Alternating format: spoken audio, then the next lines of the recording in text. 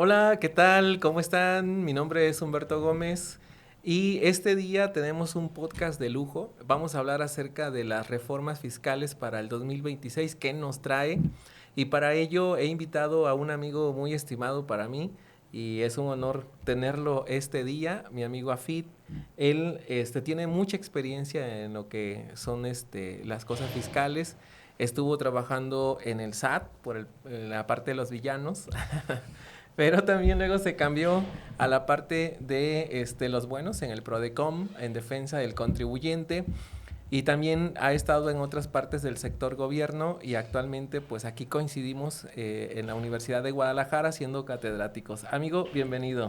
No, muchas gracias Humberto por la invitación y pues agradecido igualmente, un buen amigo aquí, el buen Humberto. Muy bien, excelente amigo. Pues hay muchas cosas que pudiéramos hablar acerca de las reformas fiscales. Sin embargo, vamos a empezar con algunas que son las más relevantes y que tienen un impacto de, pues, más generales, ¿no? Para todo el grueso de los contribuyentes, y vamos a estar viendo algunos temas ahí interesantes que nos trae nuestro amigo Afid. Así es. Mira, la realidad es que la reforma viene con muchos temas, entonces tratamos de buscar unos temas donde fueran, como tú bien lo dices, la mayoría, un impacto para la mayoría de las personas y tomé ahí algunos temas interesantes. El principal, que en algún momento lo estábamos platicando, el tema de los estados de cuenta, que anteriormente, bueno, la ley del impuesto sobre la renta nos establece cuáles son qué se compone el artículo 7 nos dice, para efectos de esta ley, el sistema financiero mexicano será compuesto por, y nos establece una serie de organismos de los cuales se puede, para efectos fiscales, que se compone el sistema financiero mexicano. Estamos hablando de instituciones de crédito, organizaciones auxiliares, aseguradoras, entre muchos otros actores que nos establece ahí esta legislación, que fue en el año 2021 cuando se reforma, ¿no? Entonces, ¿qué es lo que ha pasado? Pues hemos encontrado nuevos actores financieros como las famosas fintech que han empezado a ingresar como Mercado Pago, como Clip, como en su momento señor Pago. Entonces hay muchas aplicaciones realmente en este ecosistema que fueron que proliferaron a través de la ley fintech, que es la ley que regula estas empresas de carácter financiero, pero electrónicas, a diferencia de los tradicionales bancos, ¿no? Estas empresas que normalmente no suelen tener sucursales físicas. Y bueno, toda esta traía la premisa de la inclusión financiera, acercar los productos para las personas que normalmente no pueden acceder a una cuenta normal bancaria, y eso tuvo un gran boom. La realidad es que ha venido creciendo ese sector y muchos de nosotros empezamos ya a utilizarla, ¿no? O sea, fue algo importante, donde hay ya un volumen de transacción interesante. Sin embargo, para efectos fiscales, las normas no estaban tan adecuadas y había delgadas líneas. Yo empecé a comentarles del artículo 7 de la ley del impuesto sobre la renta, no venían contempladas ahí, ¿no? Como instituciones Financieras, financieras. exactamente. Entonces, no está expresamente señalado. Y eso aunado a que nuestra ley adjetiva, la que nos regula los procedimientos, que en este caso es el Código Fiscal de la Federación, ahí no nos decía, oye, puedes pedirle, o sea, no existía porque no estaban contemplados, porque en su momento, No pues no, existían, ¿no? exactamente. Entonces decías, bueno, la autoridad, obviamente, pues sí, en sus ejercicios de facultades de comprobación contenidos en el artículo 42 de ese código, pues nos dice, oye, mira, yo puedo ejercerte facultades por esto, de visita rápida, visita la denominada eh, revisión de gabinete, que no viene expresamente en la ley, pero coloquialmente y en el ámbito doctrinal así lo conocemos. Entonces, la visita electrónica, la realidad es que la autoridad sí ejercía sus facultades y nos solicitaba, pero no existía el sustento legal como tal en poderte permitir. De hecho, al contrario, la ley sí establecía estados de cuenta bancarios. Bancarios. Entonces, La realidad es que eso ahí sí podía dar un pie en alguna impugnación decir, oye, ¿por qué me estás requiriendo si no tienes la facultad? Y recordemos que las autoridades solo pueden hacer lo que la ley les permite, ¿no? Y el gobernador todo lo que no está prohibido. Entonces este principio de legalidad, pues al final sí es muy importante porque quedaba ahí un hueco. La realidad es que era un hueco legal que podía ser aprovechado. Y que está siendo aprovechado. Y que está ¿no? siendo aprovechado. ¿Por qué? Porque muchas de las personas realizan operaciones a través de estas plataformas y la realidad es que no quedan. Sí empezó a regularlos el Servicio de Administración Tributaria. De hecho, a través de las reglas de resolución de miscelánea fiscal te establecen ahí ciertas cuestiones. Por ejemplo, si tú realizas el pago a través de estos medios, se consideran como pago en efectivo. Y entonces recordemos que tenemos el tema de la deducibilidad, que si es más de 2,000 pesos, si lo realizas en un pago en efectivo, deja de ser deducible. Exactamente. Entonces ahí traía como medio, ya había una especie de regulación de estos instituciones electrónicas de pago. Sin embargo, hoy ya el Código Fiscal de la Federación, en esta reforma del 2026, que en realidad es 25, que va a entrar a efectos en el 26, lo que dice es, oye, me vas a traer estados de cuenta bancarios, el artículo 46 sí ya nos establece expresamente, y también los estados de cuenta. O sea, realmente ya hay una diferenciación y expresamente estamos buscando que todos los entes que regulan en el tema financiero sea factible que yo como autoridad te requiera. Esto pues es muy importante porque anteriormente se tenía como no, pues no pasa nada, tú puedes estar trabajando ahí con este tipo de aplicaciones. De hecho, cuando van normalmente a las tienditas, a las empresas, a los tianguis, es lo que venden, sí, ¿no? claro, y te dicen, no, mira que no hay problema, aquí no pagas impuestos y no hay retención y no pasa nada. La realidad es que fue un gancho muy fuerte. ¿Y te parece que la autoridad de alguna manera permitió que toda esa base de contribuyentes ingresaran al redil? Y luego dijo, ¿saben qué? Ya es momento de empezarnos... De que ahora sí vénganse Exactamente, para que pues hagamos vamos cuentas. a hacer. Y que la realidad es que pues tampoco nos debería de asustar, creo yo, o sea, ya en un tema macroeconómico es necesario aumentar la base de contribuyentes para efectos de que el sufragio, la realidad es que el gasto pues sigue incrementando, o sea, todo el tema de pago de prestaciones, de becas, de todo el gasto social ha ido incrementando. Entonces, de alguna manera, pues tiene que salir el dinero de algún lado. Sí. Y entonces, los contribuyentes, entre mayor sea la base social, es más fácil porque se reparte, ¿no? La carga. La carga tributaria. Exactamente. Fíjate que hace algunos años yo platicaba con algunos funcionarios de Indetec, aquí de Jalisco, y ellos decían, lo más fácil para recaudar son los impuestos indirectos. Claro. ¿No? Entonces, si tú pones una procesadora de pago que te retenga un impuesto sobre la renta, con eso, o sea, ya el contribuyente ya no tiene que estar pensando en llevar contabilidad, en determinar su base tributaria, ni ver los requisitos de deducibilidad, simplemente en el momento que tú ingresas dinero, se te recauda el impuesto que debes pagar y se acabó. Claro. Ahora, el detalle también acá interesante es de que pues el mercado pago y otras cosas las están utilizando para todo, ¿no? Hasta la señora que hace sus rifas o en otros lugares les dicen tandas, claro. Pues les dicen, oye, pues te toca pagar la rifa o la tanda, entonces transfiéreme, ¿no? Claro, sí. Y entonces todo ese movimiento puede generar una contingencia. Exactamente, entonces ahora a partir del 2026 van a ser exigibles estos estados de cuenta que te pueden llegar a ocasionar un crédito fiscal si no se aclara. Crédito fiscal, exactamente. Y ahí es el tema del proceso de fiscalización es que sí, bueno, lo puedes aclarar, pero recordemos que también tienes que probarlo.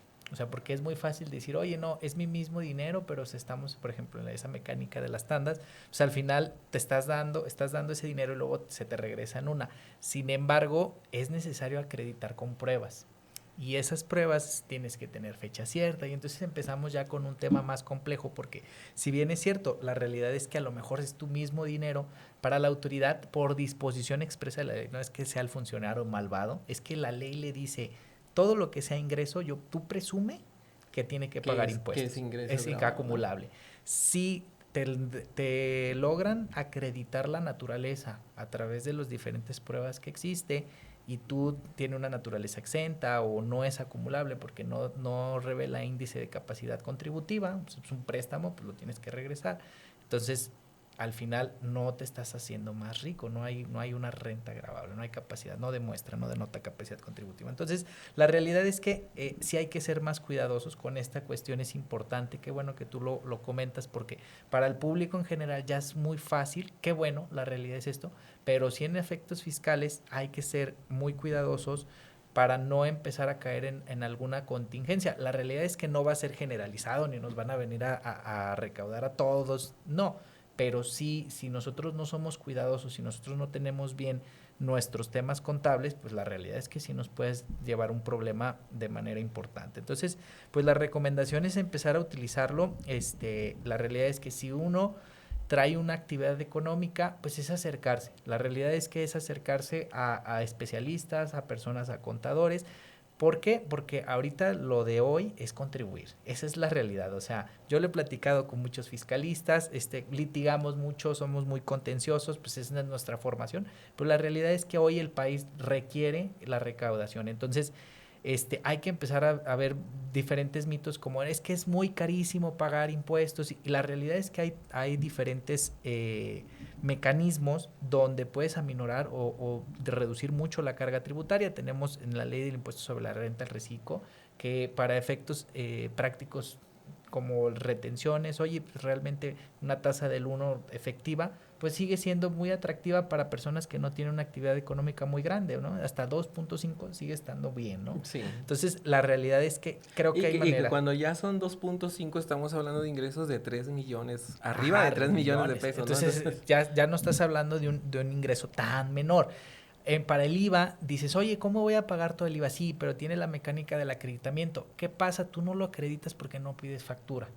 Entonces, o no pagas con transferencia, no realizas el tema. Pero la mayoría, cuando ya empieza a entrar en el carril y dices, oye, ya es la prueba, tú pides tus facturas, esto es lo que tú vendes, sobre la ganancia es realmente, sobre tu valor agregado en la cadena es lo que realmente tienes que hacer, ya no empieza a ser tan pesado. La realidad es que ahí dices, sí, mira, salvo muy pocas cuestiones como el tema de los la comida, creo que es el sector un poco de los más castigados, pero la realidad es que porque ahí pues tú compras prácticamente tus insumos a tasa cero y se van al 16. Y se graban al 16, esos son es el problema. Ajá, ahí eso sí que en otros países tienen tasas reducidas buscando por ejemplo en la Unión Europea, España tiene una tasa del 8%, entonces que conscientes de que sus insumos son a tasa cero, bueno, pues no le vamos a cargar la tasa al 21, 23%, ¿no? Entonces, yo creo que esa es una tarea pendiente importante del SAT para aminorar la carga fiscal de los reciclos, ¿no? Por ejemplo, decir, a ver,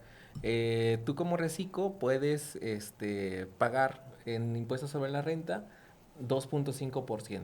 Claro. Entonces, ¿por qué no pagar un 8%? Claro. Y te olvidas de que si pudiste acreditar o no. Claro, una efectiva, ¿no? Algo así similar. Sí, la realidad es que sí, yo creo que anteriormente el régimen el de reincorporación fiscal, el RIF, sí traía esta ventaja de un impuesto disminuido, un 50%, si mal no recuerdo, y además traías la posibilidad de las cuotas, si te querías incluir en la modalidad 10, todavía te daba un porcentaje, ¿no? Entonces era muy, muy amigable. No dudo que obviamente siempre hay personas que buscan hacer con esto estrategia fiscal agresiva, porque digo, hay estrategia fiscal donde tú utilizas lo que existe en la ley y tú dices, bueno, pues esto me conviene más. Oye, quiero ser reciclo. No es ilegal. La realidad es que la propio legislador permitió y entonces tú dices, ok, soy eficiente porque pago mis contribuciones de manera legal.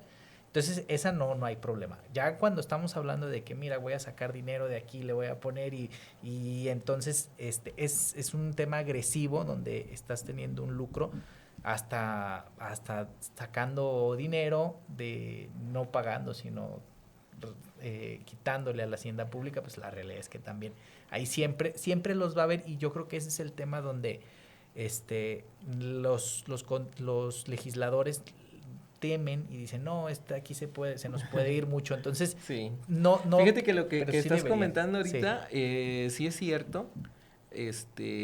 Era una mala práctica fiscal Sí. anteriormente de que, por ejemplo, vamos a pensar alguien que tributara en sueldos y salarios, ¿no? Claro. Habían contadores que se prestaban para conseguirles facturas cuando Claro. todavía no teníamos esto de lo del folio fiscal y Sí, demás, ¿no? sí. Podrías tú conseguir facturas del año pasado, llenarlas y meterlas y solicitar todavía un impuesto a favor Ujú. cuando deberías de pagar, ¿no? Claro. Entonces, ¿qué es Sí. lo que hizo? Vino endureciendo la parte de la revisión y actualmente a veces te piden casi hasta la fecha probable de muerte y tu acta Así es. de función anticipada, ¿no? Entonces, pero sí, parte también de mala Sí. práctica que han tenido, Como experiencia. muchos contribuyentes Sí, en el país. y desafortunadamente se empieza a romper la confianza entre la relación entre contribuyentes y autoridades y los dos se vuelven desconfiados.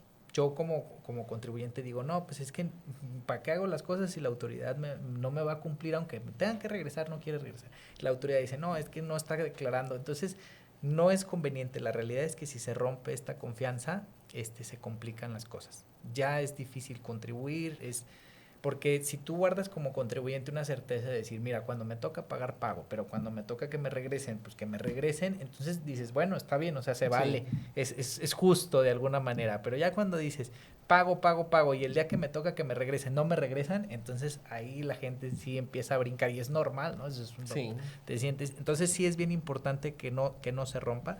La realidad es cierto, es las experiencias que se han venido gestionando a lo largo de los años, pues traen como consecuencia muchas veces en esto, ¿no? Que la autoridad no cree, tiene esta parte de decir, no, que me está engañando y a lo mejor pues, hasta la información precargada. Muchos de los usuarios, contribuyentes y contadores me dicen, pero es la misma autoridad que tú te precarga y me la niega, o sea, ¿cómo es posible esto? Así Sí, es. desafortunadamente, y entonces justos por pecadores y bueno, eso creo que no nos conviene a nadie, ni a la autoridad, ni a nosotros como contribuyentes. Es que cuando le ganas al No, fisco, ¿no? no, o sea, por ejemplo, está Prodecon que te ayuda, pero no te va a eximir de un procedimiento jurisdiccional que puede tardar 2 o 3 años y es estarte dando vueltas, hay que estar firmando, oye, si vas a salir a algún lado necesitas avisarme porque tal vez necesito. Entonces, al final, pues no deja de ser un proceso contencioso y entonces pues la realidad es que sí hay que valorarlo, hay que ver, hay personas que dicen, no, pues la verdad es que no tengo ganas de estarme peleando con la autoridad por 2,000 pesos, 3,000 pesos. Entonces, creo que no es el camino correcto, pero bueno, es una de las cuestiones ahí importantes el tema de los estados, regresando aquí al tema de estados de cuenta, pues ya también incluyen estas cuestiones. Ahora, también es bueno aclarar, amigo, de que este tipo de cosas pone en la mira a los que están registrados en el Registro Federal de Contribuyentes, y los que no lo están. Claro. ¿Verdad? Entonces, para que, por ejemplo, no sé si las personas que nos están viendo dicen, no, yo no voy a tener ese problema porque no tengo RFC. No es una exclusión esa, ¿no? Sí, de hecho, ese es un tema súper interesante porque muchas personas no fueron o no han acudido nunca al SAT. Entonces dicen, pues yo no tengo RFC, yo nunca me he registrado y luego ya les empieza a hacer unas pruebas, ¿no? La realidad es que desde el 2013 que se acabó el secreto bancario, que anteriormente pues sí existía, o sea, lo que estaba en tu cuenta bancaria era algo privado y protegido, Sí. ¿no? La realidad es que las determinaciones de los BEPS y la OSD, que es un organismo multilateral donde los países más ricos o que producen más en el mundo se juntan y utilizan políticas, la forma del 80-20, ¿no? O sea, pues son los que mayormente producen, pues con eso prácticamente tienen lo importante. Entonces, una de sus políticas es claro, esta inclusión para que los contribuyentes empiecen los países empiecen a recaudar más conforme a su BIP, a su PIB, Producto Interno Bruto. Producto Interno Bruto. Entonces, una de estas partes fue el secreto bancario, quedó ahí sacrificado de alguna manera, que yo creo que sí a veces rebasa el tema ahí en ciertos tratados internacionales y cuestiones, pero bueno, en efectos prácticos, pues hoy no hay cuentas que sean a salvo del secreto bancario, ¿no? Todo el mundo ya es sea fiscal o no fiscal, la realidad es que el banco le da cuentas a las autoridades, ¿no? De todas estas disposiciones. Y parte de esta fue darles, si tú, contribuyente, no tenías RFC, el banco tenía que hacer las gestiones para entregártelo. Entonces, mucha gente ni piensa y dice, no, yo no estoy registrado. No, señor, sí está registrado, sí, ya le sacaron. Pero no lo sabías. No lo sabías. Oye, ¿y mi domicilio fiscal? Pues el que tenía registrado en la institución de crédito. Ahí ya tienes todo. ¿Cómo crees? Sí, eso pasa muy seguido. O sea, mucha gente me ha dicho, oye, yo no tengo RFC. No, mira, sí tienes. Y de hecho estás timbrado y hasta apareces ahí la Ahora, hay otro detallito también ahí interesante que estábamos comentando la vez pasada. Me gustaría que lo conversáramos aquí, que tú nos lo conversaras. Claro. Acerca de que hay como dos objetivos, ¿no? Uno es el lavado de dinero y el otro es el objetivo recaudatorio. Sí. Entonces, ¿en qué debemos tener cuidado, por ejemplo, los que no estamos involucrados en lavado de dinero? Y pero que si pudiera dar pie para pensar de que hubiera tal cosa o que se utilizara para el recaudo. Ok. Bueno, en principio, la ley PRIOPI, que mejor coloquialmente conocida como la ley antilavado, es una ley de carácter administrativo, ¿sí? O sea, no viene a recaudar en principio. Entonces, todo el tema de las operaciones vulnerables, que si hay que dar avisos, que si hay que hacer expedientes de identificación, que si superas el umbral, toda esta ley es de un carácter administrativo que tiende a cumplir compromisos internacionales como pueden ser el tema del lavado de dinero, financiamiento al terrorismo y recursos de operaciones de procedencia ilícita, ¿no? Entonces, estos tres ejes que van con esta ley PRIOPI, en teoría es un tema administrativo. No voy en principio para ver si me estás pagando o no me estás pagando impuestos, ¿sí? Sino es un tema para proteger al sistema financiero mexicano, que no sea contaminado, que lleguen los caudales de recursos de actividades ilegales y que lleguen al sistema financiero mexicano. La realidad, sí, y esto es una política internacional, ¿no? El GAFI es el grupo encargado de hacer estas políticas, pues los países van haciendo su legislación, van bajando a sus legislaciones internas estos compromisos, y parte de esto era identificar a las personas, toda una serie de requisitos. Y uno de los importantes es el tema de si vas a establecer métodos de pago o temas de transacción, pues ahí te pueden verificar si están tratando de sacar dinero y hacer lavado a través de esto, ¿no? Entonces, en un principio, no es una ley de recaudación. Sin embargo, tenemos un tema. ¿Quién en principio ponen para darle el cumplimiento a esta ley? El SAT. Al SAT. Entonces, el SAT, de hecho, cuando empieza todo el tema, crea en su reglamento interior del SAT, hay una modificación y pone un área específica. Como característica, sus procedimientos se rigen conforme a la Ley Federal del Procedimiento Administrativo, no al Código Fiscal, porque no es un tema fiscal, es un tema administrativo donde estamos cumpliendo compromisos internacionales, y yo como Estado, en mi relación de gobierno-autoridad, pues yo estoy utilizando mi potestad para regular estas conductas, ¿no? Entonces, en principio no, pero mi órgano fiscal, que es uno de los entes más eficientes que tengo en la administración pública, lo voy a poner a él. Entonces, lo que yo le entrego de información al SAT, se lo estoy entregando en un carácter administrativo, pero la realidad es que lo ve el SAT, porque se lo estás entregando al SAT. Así es. Entonces, eso sí puede traer tema, ¿no? O sea, la realidad es que yo estar utilizando actividades. ¿Por qué viene esto? Porque cuando tú das de alta una aplicación en Mercado Pago, en Clip y en cualquier aplicación de estas fintech, la realidad es que te piden tu identificación oficial y ahí viene tu CURP, y de tu CURP pues ya estás ligado a tu RFC y prácticamente ya estás dentro del sistema. Sí. ¿Qué pasa? La realidad es que no, en principio no es un carácter fiscal, pero la realidad es que la autoridad ya tiene esa información. O sea, ¿cómo la vaya a utilizar? No, en algún momento se peleó. Oye, ¿cómo supiste que yo tenía? ¿Cómo supiste que te cayó el dinero? ¿Cómo sabías? Y eso fue un tema de debate, ¿no? Y se fue a través de los órganos del Poder Judicial y resolvieron y dijeron, a ver, si la autoridad supo o no supo, eso no es un tema que pueda ser materia de litis. La realidad es que ejerció facultades, descubrió que tú tenías esto. ¿Cómo se enteró?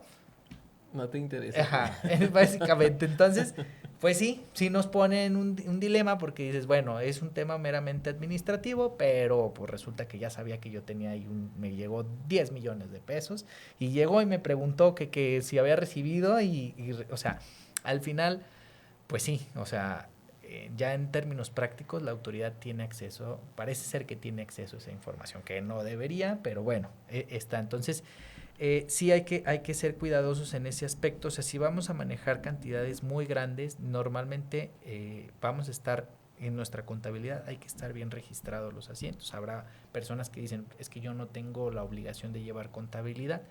Es sano aunque no tengas, porque la autoridad te puede llegar a requerir. Es sano. Sí, no sí. es un requisito porque como tal no estás obligado por ley. Pero cuando empiecen los dilemas, pues sí puede llegar a tener un problema, ¿no? Oye, es que estos préstamos, mira, pues o sea, documentos básicos que te pueden generar. Entonces, de entrada, me gustaría platicar esa cuestión de los estados. Otra de los temas importantes que hay que aparecen en la reforma es el estímulo fiscal, que es una condonación, pero que ya no, que están, ya no son así. condonaciones porque están prohibidas constitucionalmente, pero para efectos prácticos es una condonación. ¿Qué es lo que se busca? Sanear las finanzas públicas de créditos que ya llevan muchos años. Entonces, si usted cuenta con un crédito del 2024 para atrás, usted puede ser beneficiario. ¿Qué pasaba? Muchas personas llegaron y dijeron, oye, sí, me interesa ya no tener problemas, más porque el panorama que yo veo ahora con el tema de los nuevos titulares de los órganos judiciales a nivel federal y próximamente a nivel estatal. Entonces, todo va centrado en un tema complicado para yo como contribuyente lograr ganar. No es imposible, al final, si tú tienes razón, la verdad debería de prevalecer. Pues la realidad es que, pues, tú siempre quedas al arbitrio del juzgador, ¿no? O los magistrados, en este caso, que van a resolver tu asunto. Entonces, bueno, muchos dicen, no, prefiero pagar. ¿Y qué beneficios tiene? Pues hay en la tasa de recargos, que es vamos a decir, un interés que te cobra el Estado por haberte financiarte, exactamente, pues esa tasa te vas al 100%, hay multas de al 100%, entonces traes muchos beneficios y la contribución actualizada, pues ahí sí la tienes que pagar. Pero, ¿qué pasaba? Que tenía un tope de 35 millones. O sea, yo soy un contribuyente que tuve ingresos nominales por más de 35 millones, entonces no soy sujeto. Hoy, con esta nueva transitorio de la nueva ley de ingresos del 2026, se eleva hasta 300 millones. Entonces, ya muchos contribuyentes ya pueden llegar y decir, ok, sí, me quiero poner a mano con la autoridad, no quiero tener problemas, no quiero llevar una controversia, entonces pues vamos a realizar este procedimiento. Entonces, 300 millones de pesos. Ajá. Entonces, ahí ya entrarían grandes contribuyentes. Sí, ya, como tal, los que están en grandes no, pero si hablamos de generalidad, sí, estamos hablando de ya de 300 millones, pues no es la pyme, no. no es la pequeña, ni mediana, ni microempresa, ¿no? Sí, sí. A lo mejor una mediana sí, pero bueno, ya nos da una amplitud para ese, al menos ese requisito, ¿no? Obviamente sigue poniendo tus requisitos, temas penales, temas ahí de facturación y temas que no les gusta el SAT, pero el contribuyente normal que se anda portando bien, es susceptible a eso. Es importante que lo conozcan las personas, porque tengo, de hecho, a un contribuyente que me dijo, ¿sabes qué? Yo ya quiero, o sea, porque está todavía el proceso subjudice, o sea, está pendiente de resolución. Si yo mejor hago un buen trato y mal, exactamente. Que un mal juicio. Ajá. Entonces, bueno, muy válido. La realidad es que así lo pretende y se respeta, ¿no? Y para las personas que quieran, se puede hacer. Aunque tengas medios de defensa, pues simplemente te desistes, y se paga, y como amigos, como siempre. Sí, entonces, sí. La realidad es que es bueno. Otra de las cuestiones es la tasa de recargos. La tasa de recargos aumenta, va por temporalidad. Duramos muchos años con el 1.13 y luego aumentó a 1.43%. 43%. Y al final, ahorita ya sigue, siempre y cuando sea menos de 12 meses. Y luego nos vamos a 18 y luego 24. Son los diferentes, más de 24 llega a 1,97, 98 por ahí. ¿Y cuál es el tema? Pues que encarece el financiamiento. O sea, si tú pretendes financiarte no tienes el dinero y dices, bueno, pago aquí y no le pago acá, ese financiamiento te va a traer más consecuencias. ¿Qué es lo que busca la autoridad? Que se desincentivar el incumplimiento, que te financies con la autoridad y que digas, no, mejor le pago al SAT y al otro que me espere poquito, que me espere poquito porque me va a salir más caro.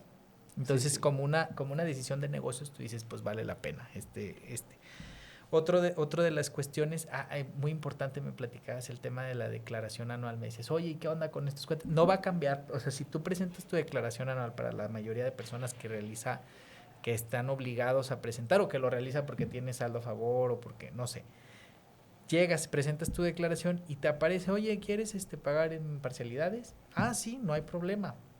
Y la mayoría de personas normalmente, ¿qué es lo que pasa? Lo presentas, vas pagando y no pasó nada. Y eso pues, en el normal. ¿Qué pasa en la realidad? La realidad es que nosotros teóricamente tendríamos que hacer un procedimiento que viene regulado en resolución de miscelánea fiscal y en la propia ley donde dice, oye, si tú me vas a pedir prestado tienes que garantizar el interés fiscal.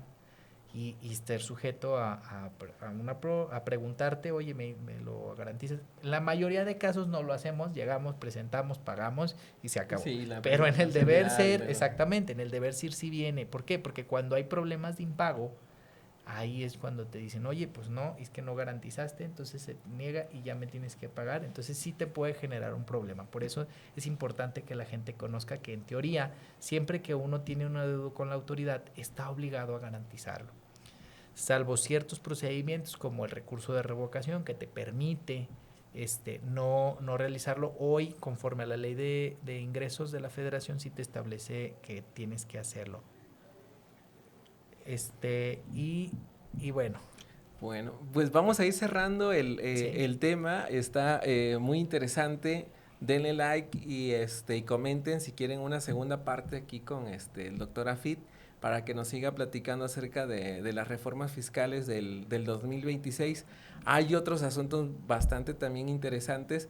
Ahorita por el tiempo solamente abordamos dos, lo que es los estados de cuenta y lo que son las tasas de recargos que pues ya vimos para las personas que pues solicitan un pago a plazos como los sueldos y salarios que van a 6 meses. No van a haber no van a haber un incremento en lo que es la tasa de interés, pero sí, si eres una empresa y tienes más de 12 pagos, entonces sí vas a tener ahí un incremento ahí en el costo del financiamiento del impuesto, ¿verdad? Por nuestra parte ha sido todo. Muchas gracias por ver este programa y nos vemos en un segundo episodio de las reformas fiscales. Gracias, hasta luego.